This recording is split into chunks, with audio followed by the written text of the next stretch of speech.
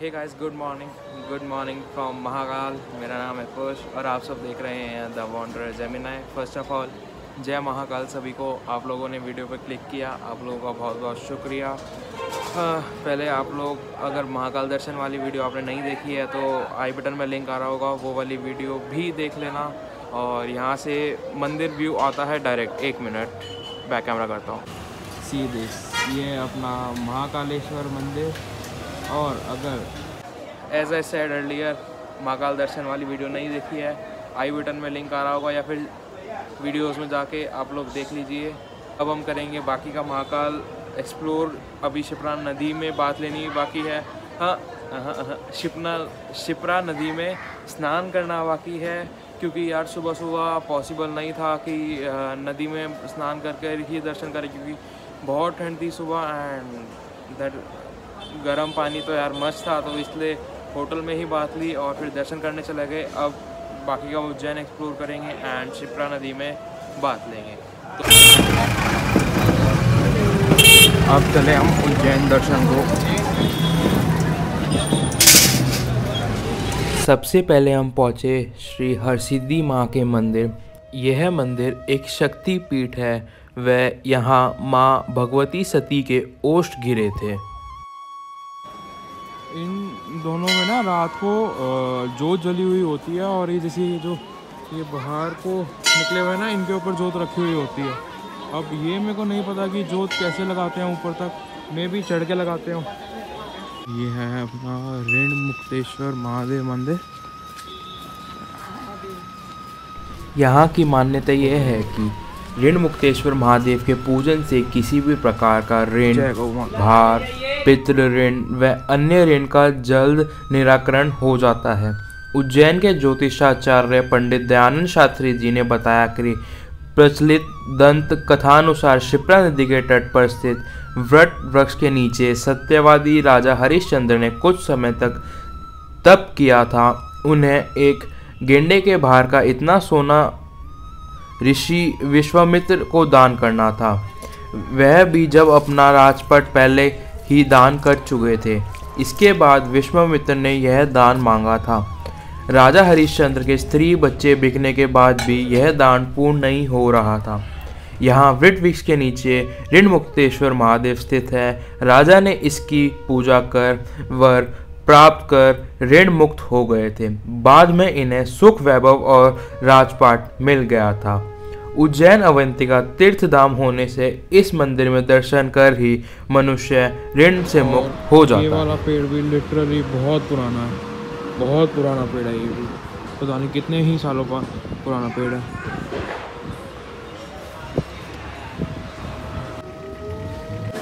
अब हम आ गए भर्तृहरि गुफा में। अगर प्रोनाउंसिएशन गलत कर रहा हूँ तो माफ़ी, मेरे को ऐसे प्रोनाउंसिएशन में आता है। इस गुफा में राजा श्री भर्तृहरि ने तप किया था।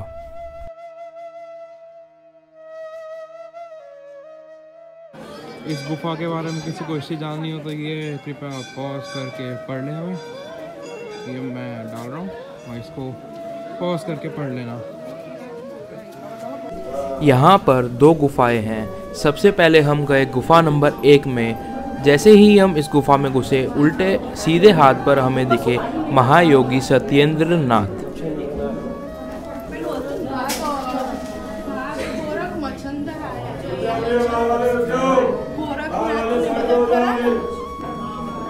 फिर हमें यहाँ पर दिखे महाकाली का मंदिर। इसके बाद हम गए गुफा में नीचे की ओर, जहाँ पर थोड़ा सा हमें नीचे उतरना था सीढ़ियों के। यहाँ पर ये बाबा जी सबको नीचे उतरने के लिए गाइड कर रहे थे और बोल रहे थे कि जल्दी से ऊपर आना, ताकि बाद में सब लोगों का नंबर आए दर्शन करने के लिए। जैसा कि आप सब देख रहे हैं, फिर हम लोग धीरे धीरे विलंब से नीचे की ओर गए और गुफा की तरफ बढ़ते गए।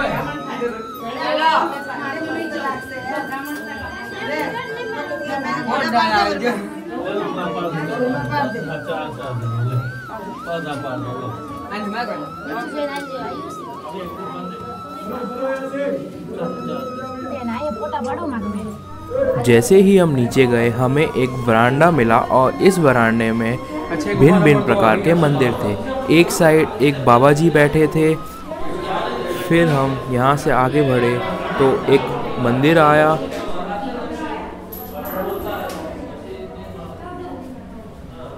इसके बाद हम और आगे बढ़े। जैसे ही हम उल्टे हाथ को मुड़े यहाँ पर था श्री श्री श्री चार धाम जाने का रास्ता।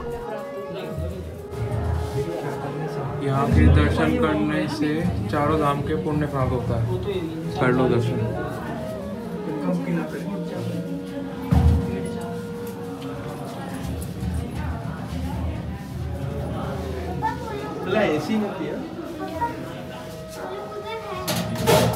सामने जो आपको गुफा दिख रही है, यही कहा जाता है कि यही वह गुफा है जिससे हम चार धाम जा सकते हैं, परंतु अभी इस गुफा में जाना मना है।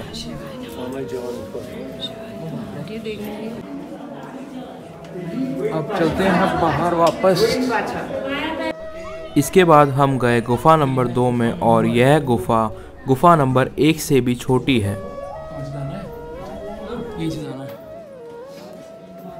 चलते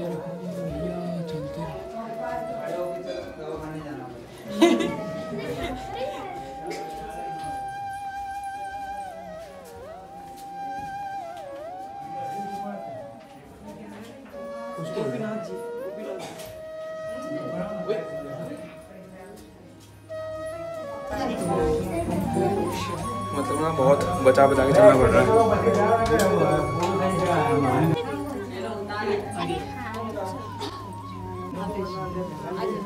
जगह नहीं है, अंदर जगह नहीं है। एक बार आप लोग जगह नहीं।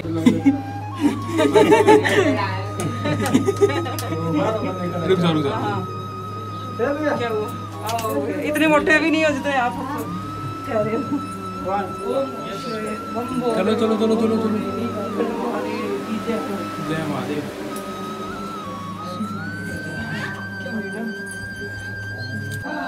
चलो भाई ये भी हो गया। मतलब यार अंदर तो बिल्कुल ही बैठ बैठ के चलना पड़ रहा था। ये गेट देखो और ये मैं हूँ और एक गेट है।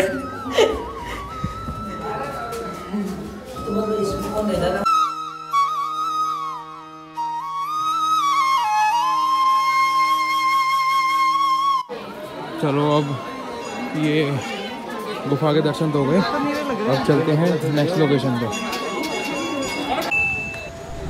तांत्रिकों की देवी कालिका के इस चमत्कारिक मंदिर की प्राचीनता के विषय में कोई नहीं जानता।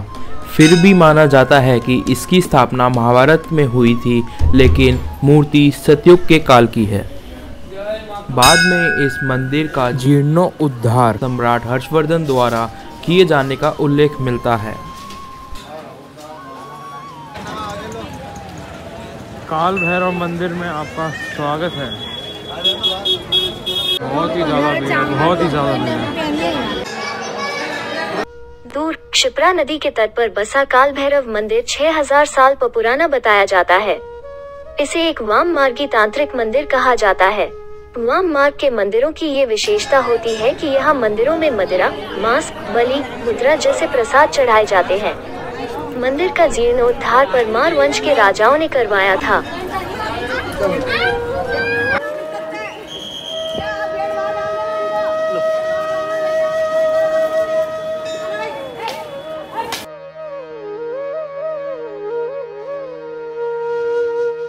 काल भैरव मंदिर के बाद हम पहुंचे मंगलनाथ मंदिर। पुराणों के अनुसार उज्जैन नगरी को मंगल की जननी कहा जाता है। ऐसे व्यक्ति जिनकी कुंडली में मंगल भारी रहता है, वे अपने अनिष्ट ग्रहों की शांति के लिए यहाँ पूजा पाठ करवाने आते हैं। यूँ तो देश में मंगल भवन के कई मंदिर हैं, लेकिन उज्जैन इनका जन्म स्थान होने के कारण यहाँ की पूजा को खास महत्व दिया जाता है। भगवान श्री कृष्ण के गुरु महर्षि सांदीपनि जी का यह आश्रम करीब 5273 वर्ष प्राचीन है। उल्लेख मिलता है कि मात्र 11 साल 7 दिन की उम्र में कृष्ण अपने मामा कंस का वध करने के बाद बाबा महाकालेश्वर की नगरी अवंतिका पधारे और 64 दिनों तक रहे थे।